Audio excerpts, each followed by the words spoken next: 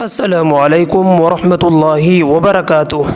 محبت الہی آخر سنبھال ہی لیتی ہے۔ امریکہ میں ایک نوجوان کلمہ گو مسلمان تھا۔ دفتر میں کام کرتا تھا۔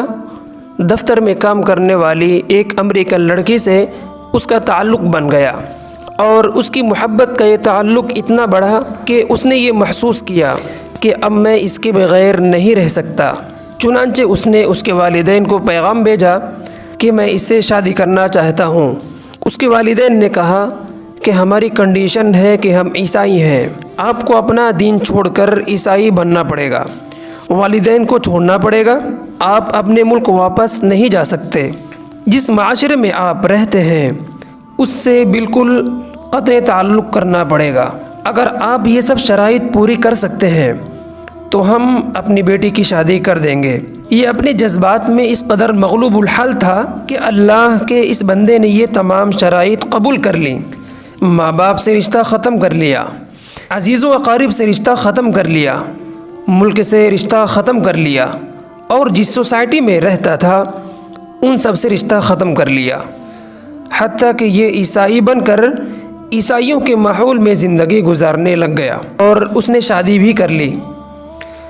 مسلمان بڑے پریشان، کبھی کبھی وہ اس کو تلاش کرنے کی کوشش کرتے مگر یہ ان سے ملنے سے بھی گھبرایا کرتا تھا۔ لوگ بالآخر تھک گئے۔ کسی نے کہا کہ اس کے دل پر مہر لگ گئی ہے، کسی نے کہا کہ مرتد ہو گیا ہے، کسی نے کہا کہ اس نے جہنم خرید لی ہے، اور کسی نے کہا کہ اس نے بڑا مہنگا سودا خریدا ہے۔ ہر ایک کی اپنی اپنی باتیں تھیں۔ 3-4 سال اسی حال میں گزر گئے، یہاں تک کہ دوست احباب سب کی یادداشت سے بھی نکلنے لگ گیا۔ ایک دن امام صاحب نے فجر کی نماز کے لیے جب دروازہ کھولا تو دیکھا کہ یہ نوجوان آیا۔ اس نے وضو کیا اور مسجد میں نماز کی صف میں بیٹھ گیا۔ امام صاحب بڑے حیران، ان کے لیے تو یہ چیز بالکل عجیب تھی۔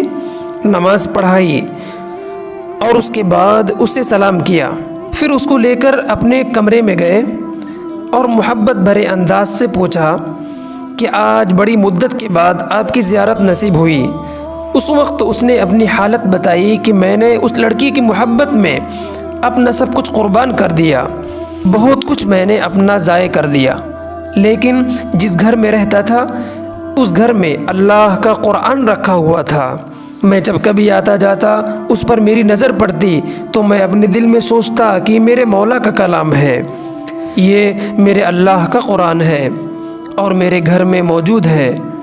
میں اپنے نفس کو ملامت کرتا، اعمال تو میرے برے تھے لیکن دل مجھے کہا کرتا تھا کہ نہیں، جس کا میں نے کلمہ پڑھا ہے اس سے محبت ضرور کرتا ہوں، اس کی نشانی میں نے اپنے گھر میں رکھی ضرور ہے۔ اس طرح کئی سال گزر گئے۔ ایک دن میں آیا اور حسب معمول میں نے گزرتے ہوئے اس جگہ پر نظر ڈالی، مجھے قرآن پاک نظر نہیں آیا۔